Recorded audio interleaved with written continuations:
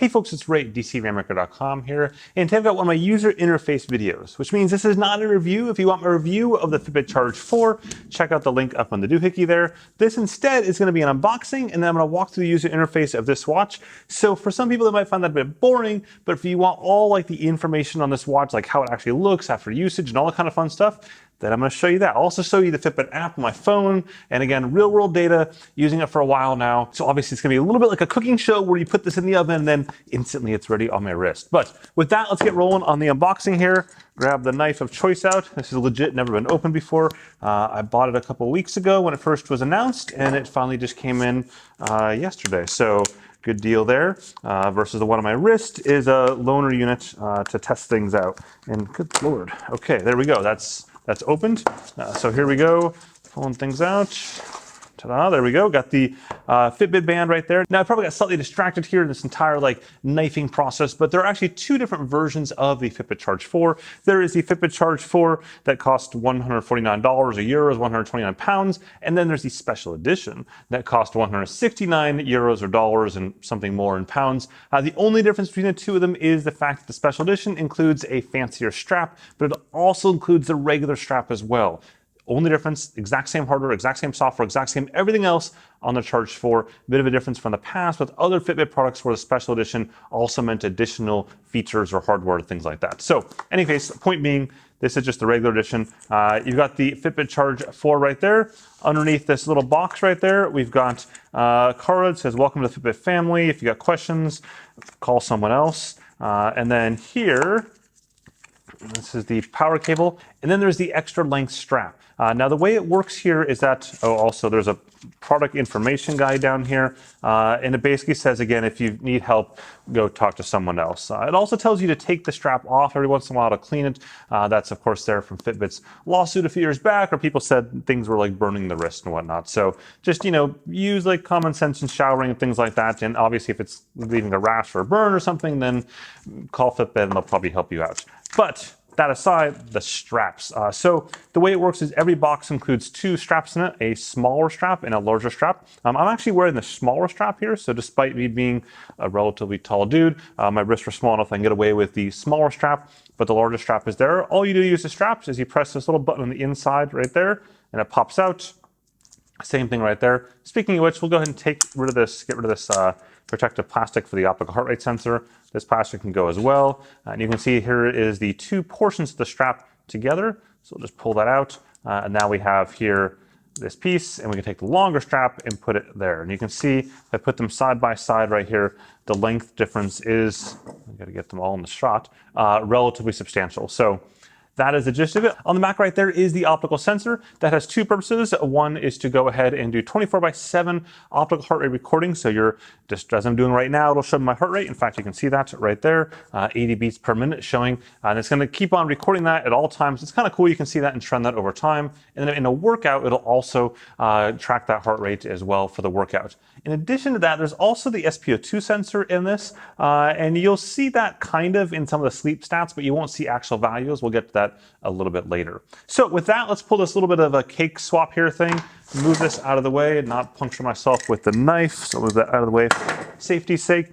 I'm gonna take this one off here, and this is the one I've been using now for a while. So this way we can see, I'm trying to get the camera. I know it's a little bit tough at times with the lighting and the reflections on this. Also keep in mind that the way the screen works, it's an always off screen, not an always on screen. So you saw it just turned off right there. So that means that in order to turn it back on, I've got to either tap the side button or swipe it or rub it or make it excited so it gets turned on. And then once that's done, I can iterate through it. So as such, you may see times where the screen turns off, like it just did again, and it may seem a bit confusing. The screen is fine when you're using it on your wrist. It's a little bit harder to do this with the camera and not get the reflections and all that kind of stuff. So anyways, point being, here is your starting point. This is your clock face. You can change this. There's 24 different clock faces that are available on the app itself. So you grab the app and you can change it within that. So more than in the past. And then if I go down here, I can see kind of a dashboard of my day. So I've got 4,082 steps thus far. I have 6 of my 14 gold hours for getting steps. Each gold hour has 250 steps in it. All these goals are configurable, by the way, within the app. I have my intensity or my active zone minutes, to be precise, which are basically exercise minutes for the day. As you can see, there are only 2 minutes counted. I haven't done my run yet. I'm actually just about to go out for a run, but haven't quite yet done that. And then scrolling down a bit more, we have my current heart rate, 72, my resting heart rate, a bit high at 53 right now. Didn't get a lot of sleep last night. And then there we have 1.97 miles walked, which would have been mostly just around here and whatnot in the office and at home. And then down below, calories burned, 1,700 for the day. Flights of stairs, 10, that's reasonable. I've got Dutch stairs here, so yep, that's fun. Sleep, 64. Sleep score that they have on the Fitbit Charge 4, that's also pretty reasonable and not a good night of sleep. 5 hours and 20 minutes there worth of sleep. That's nice to see those on the watch itself. And then below that, there is my weight if I was using a Fitbit scale, as well as the water if I'm logging that in the app. So heading on back here to the main page, I can now swipe to the right and I can start exercise. I can go into the Spotify app. I can go again to the agenda, the Relax app, timers, alarms, weather, settings, and that's sort of like the sum total of the widgets there. So we're going to start through them one by one, simple as that. Oh, hey, and a quick note before we get too far into this video, if you're finding this interesting or useful or something like that, go ahead and like that like button right now. It really helps out the video and the channel quite a bit. We'll tap on exercise there, and this is where I see all my exercises. So I can go run, I can swipe to the right and go bike, swim, treadmill, outdoor workout, and you can customize these up to 6 of them that you can put on here. And there's, I think, roughly about 20 of them you can choose from. And then if you go down on one of them, so I'm gonna go to the run there, and if I swipe up like this, I can go ahead and I can see GPS on or off. And so when I turn that off, it'll effectively make an indoor run out of it, or just a GPS-less run outside. But I'll go turn that back on again. Run detect is on, which means it'll detect a run if I'm doing a run and then start recording. But I prefer just to do that manually myself. Auto pause is off.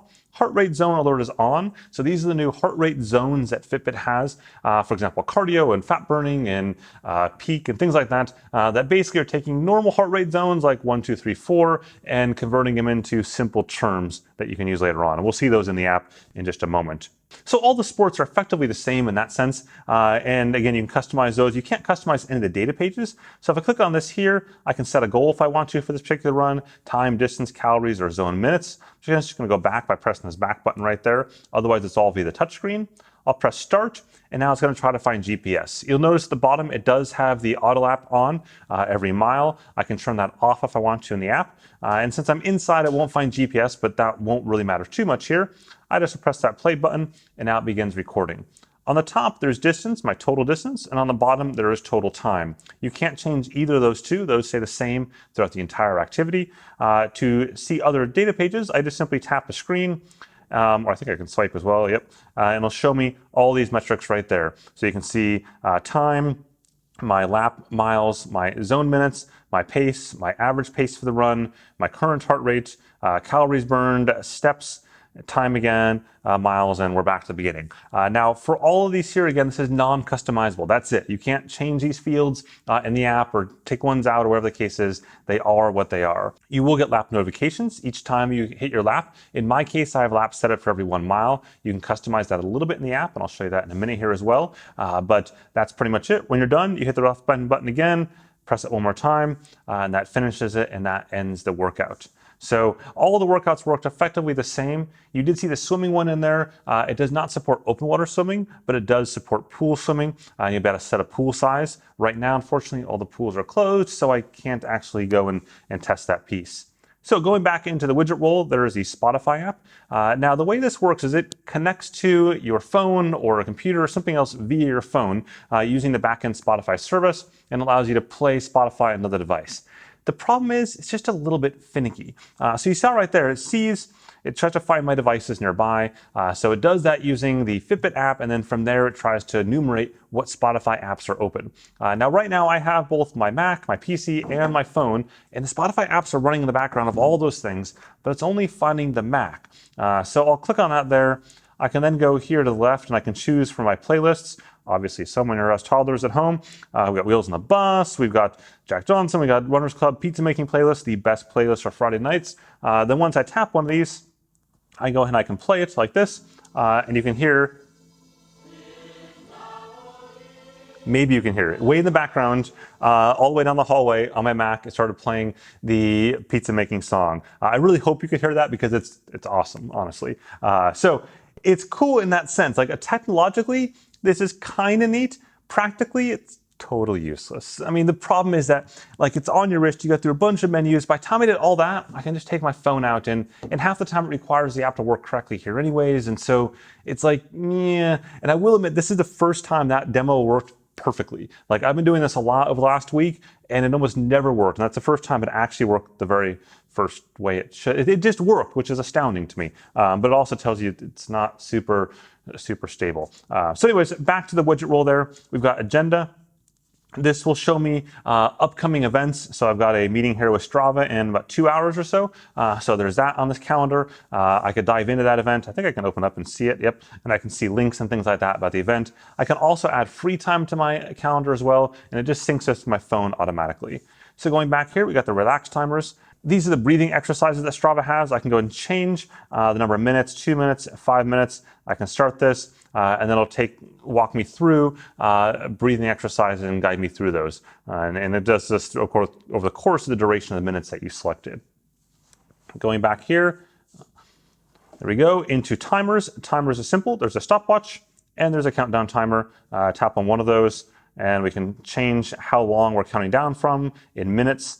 So basically 1 minute to 60 minutes. So I'll choose that right there.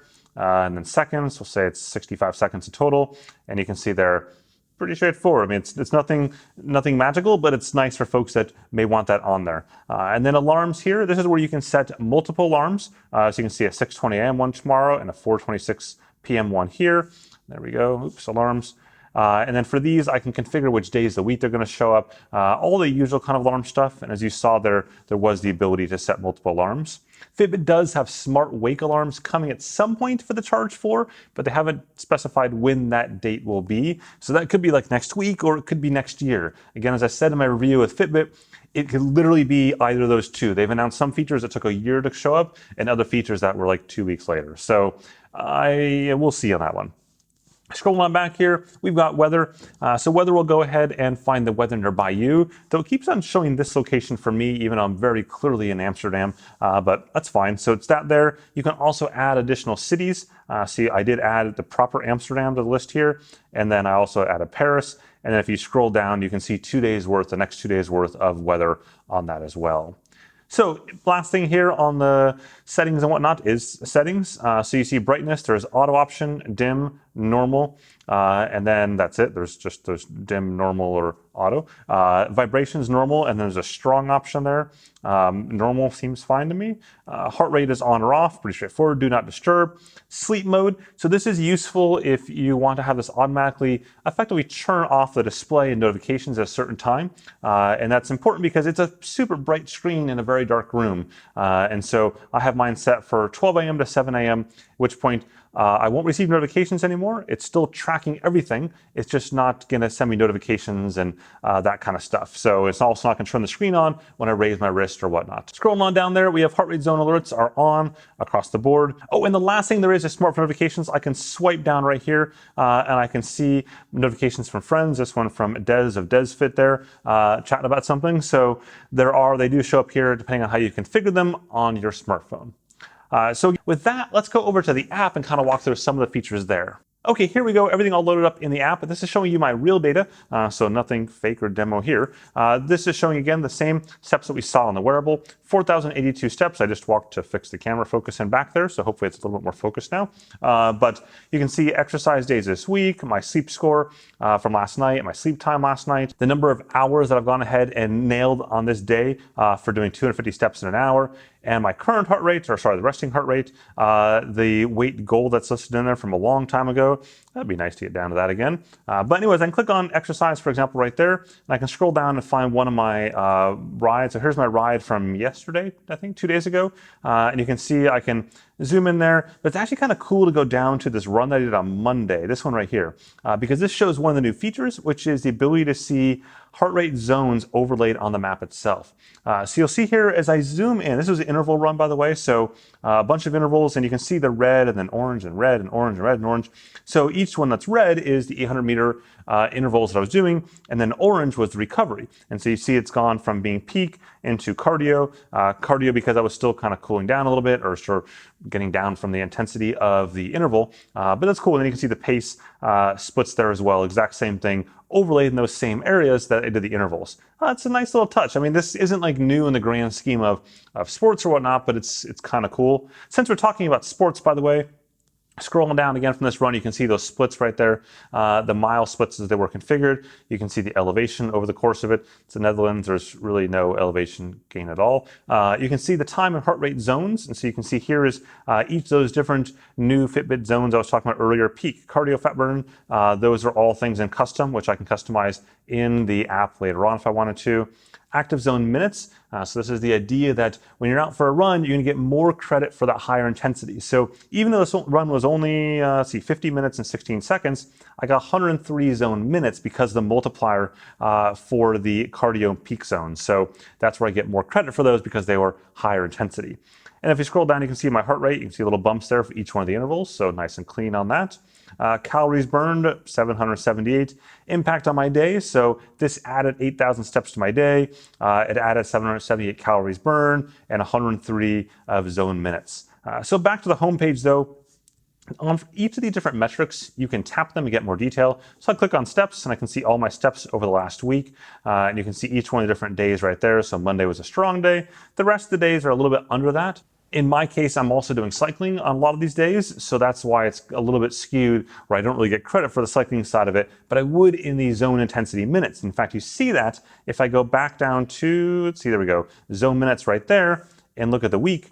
Now you'll see here, yesterday I did no workout because I was busy filming all day, but you can see 110 minutes, 122 minutes, 89 minutes, 160 minutes, 138 minutes, 104 minutes. So that's where I am getting the credit for that, even if I'm not getting step credit. And in the grand scheme of life, it's probably better to get zone minutes than it is to get steps, because that's actually working your heart and getting all that stuff, your blood pumping from a fitness standpoint, as opposed to just getting casual steps. Nothing wrong with steps, don't get me wrong there, but if I had to choose one, I'm probably going to choose the other one.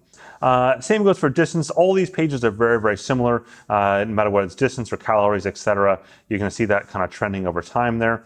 Going down to the sleep score, you can see my sleep score for each one of these nights. So 2 nights ago wasn't too bad at 79. That was a 7-hour and 8-minute sleep, but the rest of the times were a bit lower here at 5 hours 20 minutes, 5 hours 21 minutes, 5 hours 18 minutes. Again, toddlers and a baby as well, so that's sort of my life. If I go and I tap this longer one, we can go in here and we can see time asleep, and you can see time awake and time asleep. And if you go down, this is where you hit the Fitbit Premium stuff that you can tap into this and do this new guided sleep program. I'll walk you through getting 2 weeks of better sleep, but I'm not even going to attempt doing that. And if I go back here, I can go down and you can see under restoration is where I can actually see some of the SpO2 sensor data. Now I can't see any like exact numbers, like whether it's 89 or 94, whatever the case is. I can just see high-low variation. That's it. So I guess it's useful. I'm not really sure what to do with this. I think behind the scenes, Fitbit's doing a lot more with this, but in terms of what I see here, not so much there. And again, going back here at the beginning, we can go down to heart rate. I love resting heart rate tracking, trending over time. So you can see each of these days my resting heart rate trended and tracked over time. Each of those peaks there is when I did a workout of some sort, which is why that you see that. And in most cases, because I was doing a lot of GPS activities, I had to go ahead and charge it more often than I would. It only gets about 5 hours of GPS time versus it gets 7 days in non-GPS time. So if a lot of my activities were 2 to 3 hours, in some cases out riding around, even just casually with the kids, then I would burn through the battery a lot faster than I would normally. So that's sort of the basics of things. Beyond that, you then get into community groups and friends. I can look at my friends here. I'm not sure why it's not showing my friends right now. There we go. And what the steps they are doing. So I can click on Mayan right there, and I can look at her different steps and her friends and so on. Back on the Today page there, I think we've kind of gone through just about everything. Now, one thing I did forget to mention earlier is how to pay for things with contactless payments. So all you do to do that is hold this left-hand button down right there, and then I'll go ahead and show a tap to unlock. You'll tap that. Now, entering in your PIN code can be a little bit finicky at times, but you kind of get the gist of it. And then once that's done, it'll go ahead and it'll show you on the screen that it's your Chase card, or sorry, your Visa card, or whatever credit card you have on there, not necessarily Chase or Visa. Now you can go and just tap it in your reader and you're good to go. Anyways, I think that's a complete summary of the Charge 4, anything you might possibly want to know about it. If not, there's also my full in-depth review in the description linky thing down below, or up in the corner there, you'll see my video review of the 9 new things. Definitely hit both of those up. And of course, most notably, if you did find this video interesting or useful, whack that like button at the bottom there, or hit the subscribe button for more sports technology goodness. With that, have a good one.